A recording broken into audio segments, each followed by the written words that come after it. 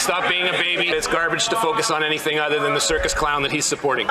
It seems the Liberals have a new strategy. Welcome back to Moose and Loose. My name's David. Today's top stories, we've got personal attacks. That seems to be the new Liberal strategy here. We've got Justin Trudeau's immigration minister, Marc Miller, announcing a reduction in immigration. Who would have seen that coming? They've quite literally run our country to the ground and destroyed this country with egregious amounts of immigration. And now they're reducing the numbers, but not enough. Not nearly enough. So first off, we're going to go through the immigration update. Then I'm going to take you over to the House of Commons, where they absolutely grill and just completely rake Sean Fraser and Marc Miller over the coals, and they just start slinging personal attacks. It gets pretty spicy. Let's jump into this. So first up, we got this fool, Captain Schmuck. He's announcing the immigration change. Canadians are justifiably proud of our immigration system. It has made our economy the envy of the world.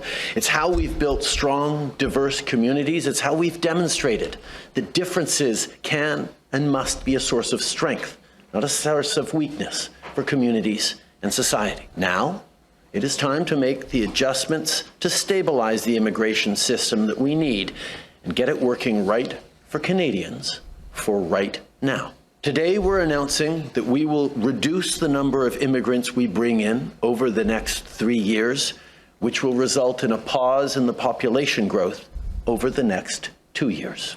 If this guy thinks he's going to be in power for the next 3 years, get real. You're not even going to be in power for another week, if we're lucky. Let's just listen to what this buffoon had to say a few years ago about immigration. So what you're going to see in this clip is Justin Trudeau not making any sense whatsoever. He gets a question about immigration. He knows he's full of crap, and he just does a word salad to try to confuse people. There are a lot of pressures on our system. Increasing the immigration levels, interestingly, will take some of the pressure off of the system because the stream on bringing in permanent residents has got room to bring in more, and it's when people come as refugees and try to flip or get refugee crisis status that it sort of slows down the system a little bit. So increasing the levels will actually help bring in more people to respond to that. That makes no sense whatsoever. He's saying if you bring in people, permanent residents, because we have room, it helps increase. It helps. Like, what did he just say there? This guy thinks that we're stupid. Canada's being governed by a petulant child surrounded by a bunch of cowards. Oh, this comment's right on it. Who would even suggest that bringing in hundreds of thousands would reduce pressure on our system? Were they all doctors or something? They certainly bolstered our protest capacity. Yeah, I mean, you know what? Trudeau would be right here if they're all doctors and engineers and construction workers. If they're construction workers and doctors, sure. But they're not. They're a bunch of T-word people, a bunch of angry protesters, and a bunch of criminals. That's all he's brought in. Next up, we'll hear from this complete loser, Marc Miller. He gets basically roasted here by the reporter. Is it fair to say that those questions that Canadians have been around for a while? Like, some experts have been saying that this system has been barreling out of control for several years now. What took so long to pull the trigger on this? You know, look, I think you can certainly have some reflection on the timing of this. We did, and the Prime Minister was quite clear about that, let's hope, a once-in-a-lifetime event in the COVID pandemic with, I think, labor shortages going into it and coming out, and we adjusted. Did we take too long to adjust? I think there's some responsibility there to assume. It isn't unique. It isn't. Who is assuming that? Are you assuming that, or are you putting it on one of these guys back here or someone in the crowd? Maybe it's my fault. Is it my fault, Marc Miller? Whose fault is it? Only, I would say, the federal government that has that responsibility. You just look at the jurisdiction that provinces fail to exercise when it comes to regulating international students and the institutions that they have clear. They will clamor from the treetops that they have exclusive jurisdiction over education, and the colleges that failed to be regulated. Auditors General time after time said that they needed to adjust. What we failed to do, what I would say that we did for too long is we trusted them. We trusted them for too long, and now I have to take some very difficult decisions that make me into, a federal education minister and, an armchair demograph and an economist, and that's not my role. I'm an immigration minister, and the deeper I go into those jurisdictions, the fewer tools I actually have, and the more questionable it becomes constitutionally. So this is about assuming responsibility, making sure that provinces step up, and there are plenty of measures in this plan that ensure provinces will step up, not only in making sure they do their jobs with international students, but also with asylum seekers. And we're ready to have that conversation, because if we fail to be coordinated, Canadians continue to question that, and that contributes to the erosion of the consensus. This next short clip, we've got Justin Trudeau saying they know how to control the immigration situation. They did it during the pandemic. Yet somehow they're totally fine with bringing in 1.6 million people per year when we only build 250,000 houses per year. One of the things that has ensured that Canadians have and continue to have confidence in our immigration system is that we have a robust, responsible immigration system that is also flexible. There have been many times over the past years and decades that Canada has adjusted its approach on immigration. Just think about the pandemic, for example, where we stopped immigration. We closed our borders for a long stretch in order to keep Canadians safe, to respond to the crisis we were going through at that moment. And finally, before we get to the House Commons back and forth session here, we've got this bonehead once again giving us exact numbers. When it comes to Canada's permanent immigration targets and aligning them to our economic needs, I'm here to announce and confirm that the current plan reduces next year's projections from 500,000 permanent residents to 395,000, a net reduction of 105,000 permanent residents immediately in 2025. After that, in 2026, a progression down to 380 to stabilize the numbers at 365 in 2027. The lower permanent resident targets, as well as the temporary resident targets that I will speak to in some length in the next few minutes, will have and are expected to impact the housing supply gap by about 670,000 units by the end of 2027. That means that we will not have to build an additional 670,000 housing units by that time. That still puts you in a deficit. You guys know how to do the math. You just want to do this to keep the housing prices high because you guys are using the system to get rich. You got a guy standing right next to you here, Prime Minister, who has a real estate development company. That's why they're not bringing the numbers down. They're not bringing them down to zero and actually helping Canadians. They're helping themselves. They're just trying to save face. This is a last-ditch effort to try to win back some support. They think they can just keep the carbon tax, but they're like, oh, we'll go with the immigration thing. Drop it 100,000. They're hoping it's just a headline that the Trudeau Liberals drop immigration, and suddenly everyone's like, oh my God, these people are so trustworthy. My God, I need to vote for the Liberals now. That's not what's happening here. We don't trust you guys because you're a bunch of liars and you're still not doing what's right for Canadians. If this was a government that actually cared about Canadians, they would drop the immigration to like 20,000 per year. So if you have, say, a kid that's a part of your family that's not in the country or something, like situations where it's rare situations you need to bring people over, leave 20,000 spots per year to bring in those rare situations, basically having no immigration, cutting the carbon tax, cutting all the stupid spending. I've got another video I'm working on with just ridiculous amounts of stupid spending by the Liberal government. These are real plans to get Canada back on track. The Conservatives already laid out a whole bunch of things they want to cut, including a bunch of this stupid spending that the Liberals are doing. They're doing research on gender ideology on this and that, and regarding this and that. There's one regarding video games. Like, it's just ridiculous. What you're basically seeing here is a couple of rich kids in charge of our country. Just a couple of schmucks, absolute losers that should not be there. Not good enough, Marc Miller. Too little, too late, you've ruined the country. What about the 1 million fake Indian students that never leave? Yeah, there's so many of these students that just don't go home. You know, and then you've got the asylum seekers. You've got all the Indian students come over and then they switch over to asylum status just to stay in the country. Like, this has got to end. So next up, we're going to jump over to the House. They have some good back and forth. And at the end, Pierre Poilievre did a press conference regarding the immigration changes. The Liberal caucus is revolting because even in one safe Liberal seats, voters are angry. They're angry that the Prime Minister raised their prices and devalued their paychecks with his inflation. They're angry that their grocery and home heating costs keep going up because of his carbon tax. And they're angry that their cars keep getting stolen, their parks are full of dirty needles, and homeless encampments now line their streets. So will the Prime Minister put an end to the anger, spread some much-needed joy, and call a carbon tax election so Canadians can decide?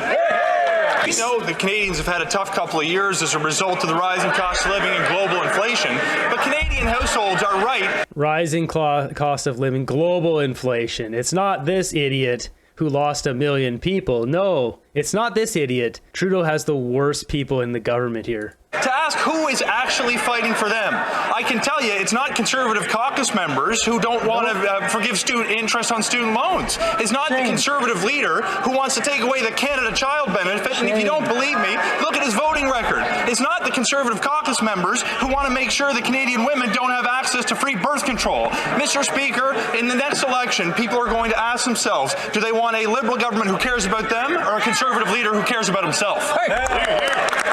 The Prime Minister now admits he destroyed Canada's immigration system and the 150-year immigration consensus. He can't fix what he broke. He can't fix immigration. He can't fix housing or anything else right now because he's fighting his own caucus. So instead of blaming everyone else, including immigrants like myself, will he just admit that he shattered the immigration system and caused lasting damage to Canada's housing market, healthcare, and jobs? Thank you, Mr. President.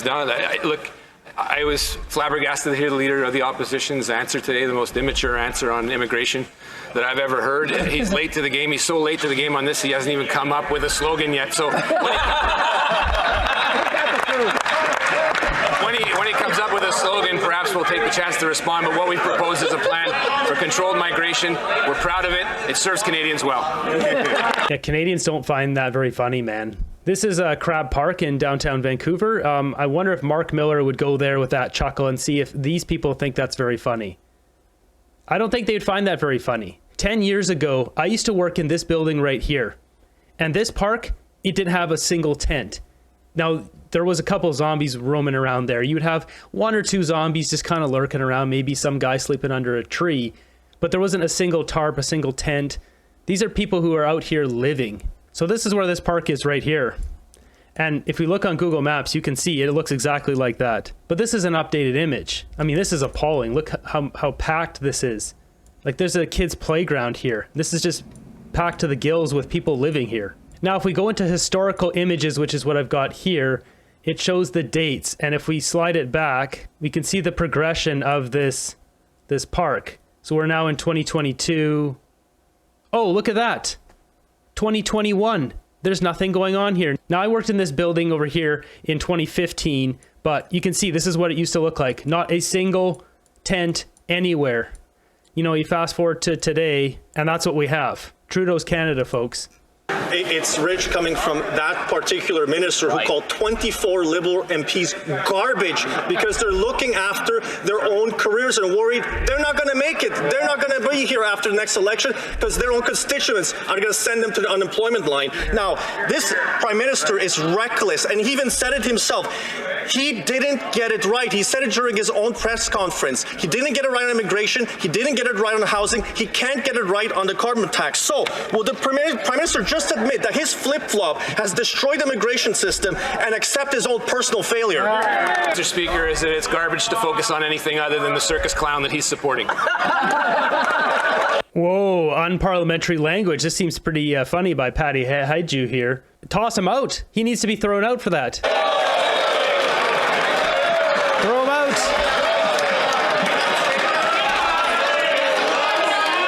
Better throw him out.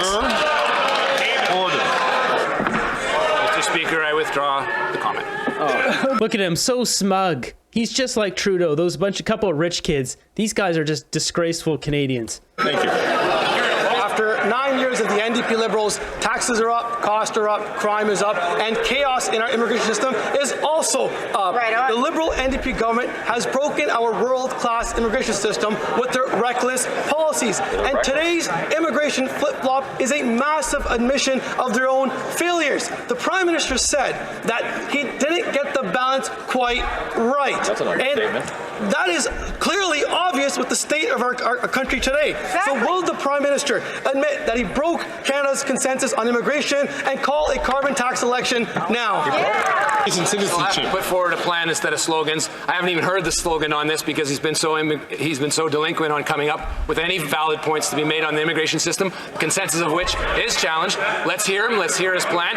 Let's even start hearing the slogan because we haven't heard it yet. This guy's unbelievable. So Poilievre has announced that he will tie the immigration levels to the levels of doctors, the level of housing, what our system can accommodate. While that's not exact numbers, it's pretty obvious what that means. Mr. Speaker, they're trying to be firefighters when they're the ones that are causing the fires in the first place. That's right. We had a consensus on immigration in this country, and this incompetent Prime Minister broke broke it. They ignored warnings from their own officials. They dropped police clearance certificates from their own background checks for temporary residents. They even told their own officials to skip vetting for temporary foreign workers. So there is no doubt that after 9 years, they have broken the consensus on immigration. Will they call a carbon tax election now so common sense conservatives could clean up their mess?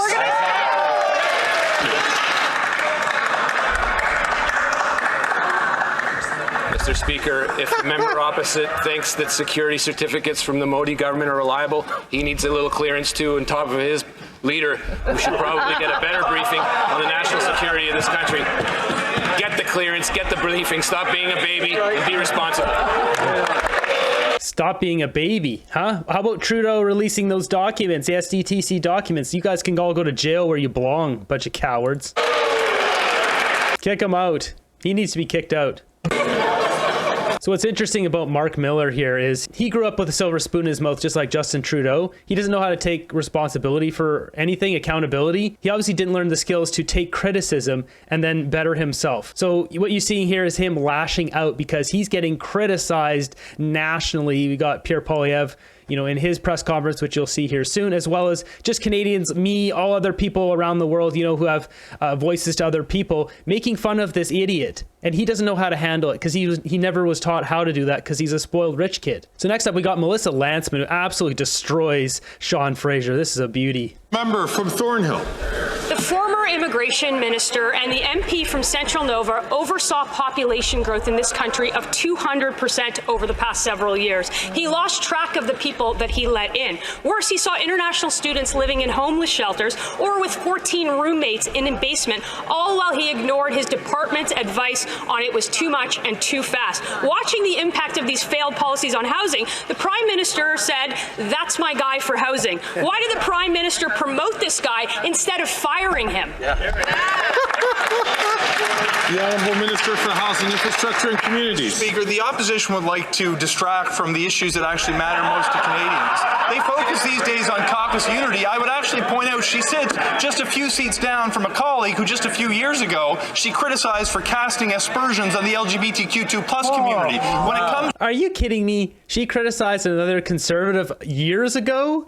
That's your argument? Yeah, they should criticize each other. They're not all going to have the same brain that work the same way, just as you guys should criticize each other too and come up with the best policies and plans that's best for Canada. This guy's attack on Melissa Lantsman is that she criticized another conservative years ago.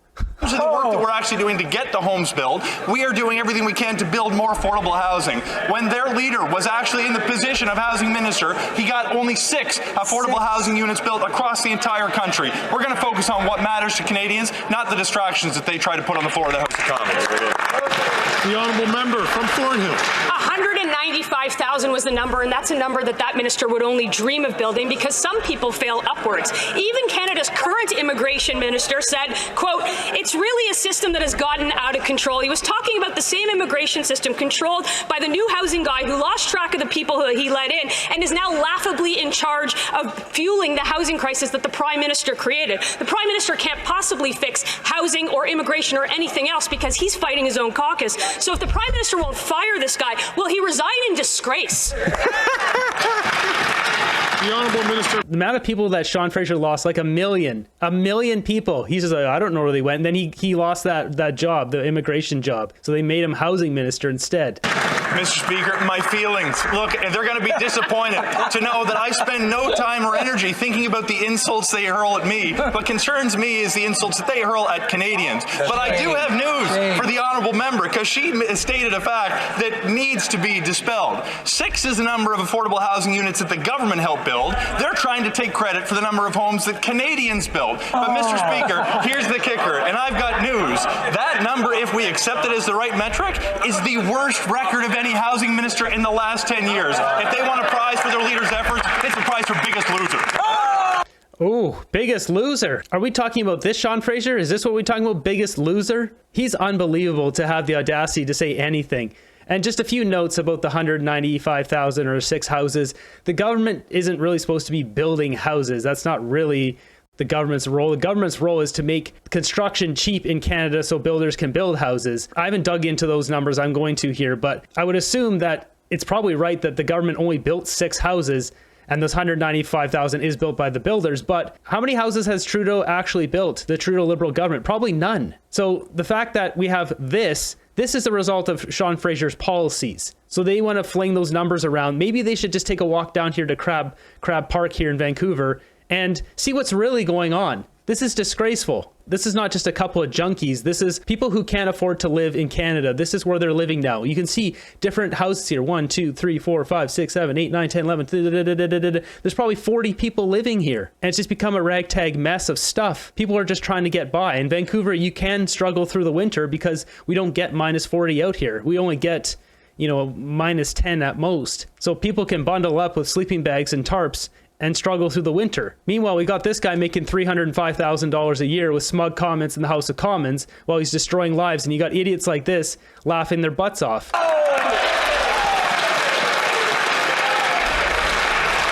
The former Minister of Immigration and MP for Central Nova was responsible for population growth of 200% in the past several years. Worse, he saw international students living in homeless shelters and in cramped quarters while ignoring departmental warnings that immigration levels were rising too fast. Now, watching the impact of these failed policies on housing, the Prime Minister sat back and proudly said, "That's my guy, that's my housing minister."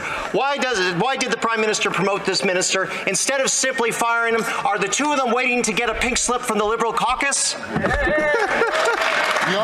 Mr. Speaker, they want to talk about immigration as failure. I'm surprised that they would call it a failure that we provided refuge to hundreds of thousands of vulnerable Ukrainians who fled a war of aggression. I'm surprised that they think it's a failure to have made good on our commitment to welcome 40,000 Afghan refugees, including those who actually fought alongside the Canadian forces. Now, that is the problem. You guys are prioritizing anyone but Canadians. You're using our dollars to benefit other people's lives. And while it's great to help these people, if we have quite literally this many people living in these kind of conditions, how can you have the audacity to talk about where you're spending our money in other countries to help other people? It's preposterous. These are Canadians who've likely paid taxes their whole lives, and now they're living in these shambly conditions.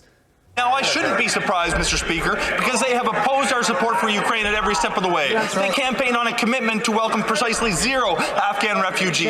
Immigration in this country, Mr. Speaker, is not a failure. It is a strength. It's a strength, folks. Tell that to the people at Crab Park. I dare you. Our immigration system was great before these fools came in, and now it's completely broken. Next up, we got Pierre Poilievre's press conference here on the immigration changes in Canada. Canada made me a promise. It makes all of us a promise, whether we're born here or arrive as immigrants.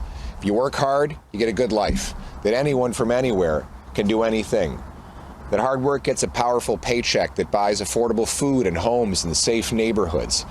And that promise, like everything else, is broken after 9 years of Trudeau and the NDP Liberals.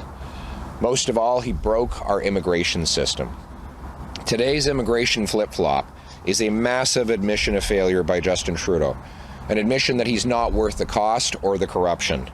With his own MPs working to throw him out, and less than a year from the carbon tax election, Trudeau has suddenly admitted that radical, uncontrolled immigration and policies related to it are partly to blame for joblessness, housing, and healthcare crises. In fact, let's remember, after 9 years of Trudeau, we have 1 in 10 Torontonians lined up at food banks.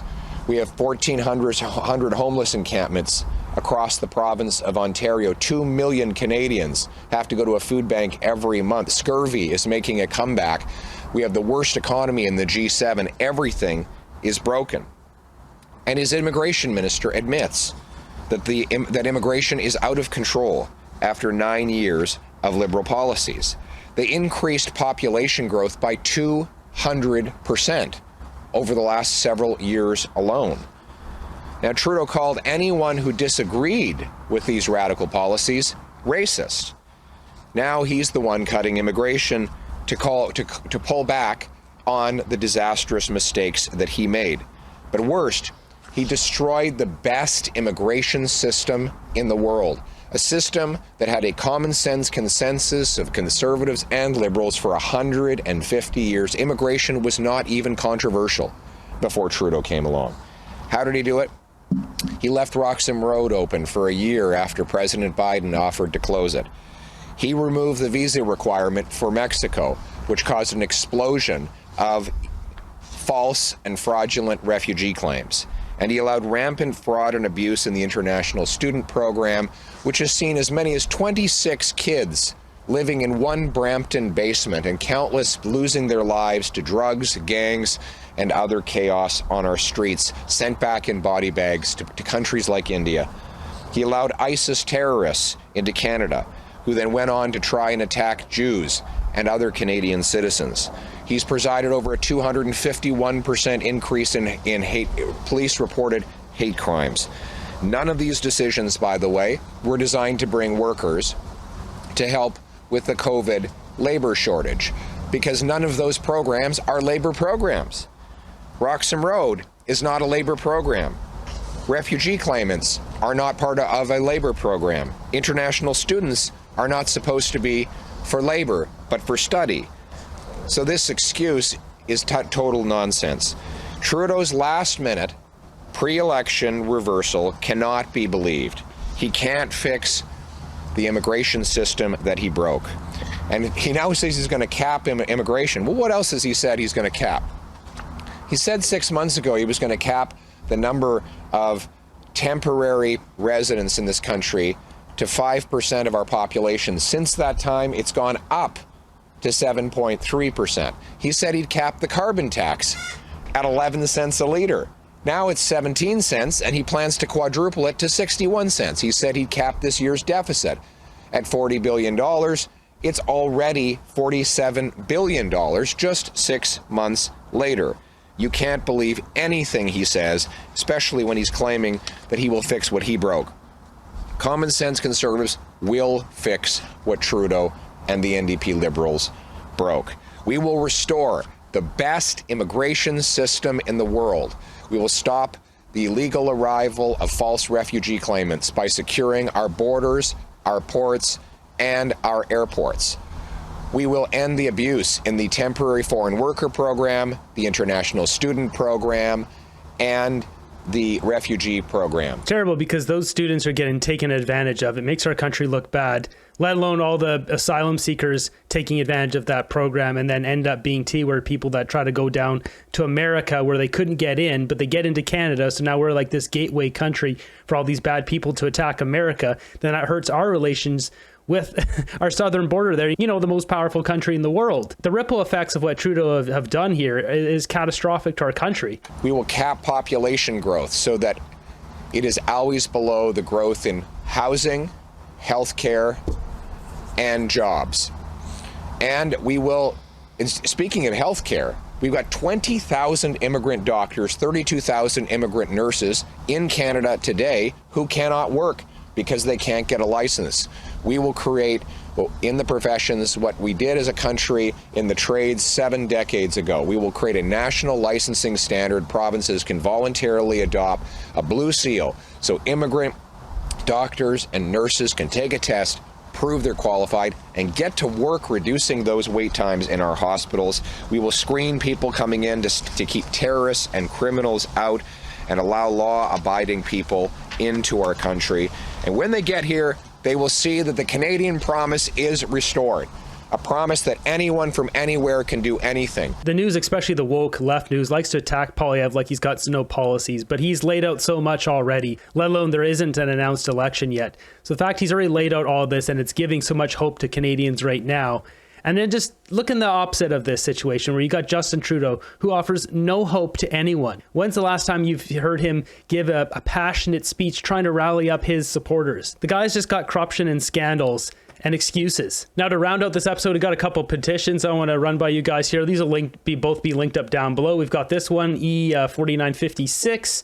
This is initiated by Janet Rowe. And this is sponsored by Jamil Javani. And you can see here it's talking about the immigration levels, just everything's way too high. And basically it says it's to call upon the House Commons to temporarily limit immigration to 200,000 per year, allow housing infrastructure. I agree with this. I actually think it should be 20,000. I think it should be 10 times less. But this is much better than the 390,000 they just announced. It's like, yeah, it's quite literally almost half. If you want to sign this or be a part of this, it's up until November 2024. We also got this one here from fellow YouTuber Jasper Sunshine.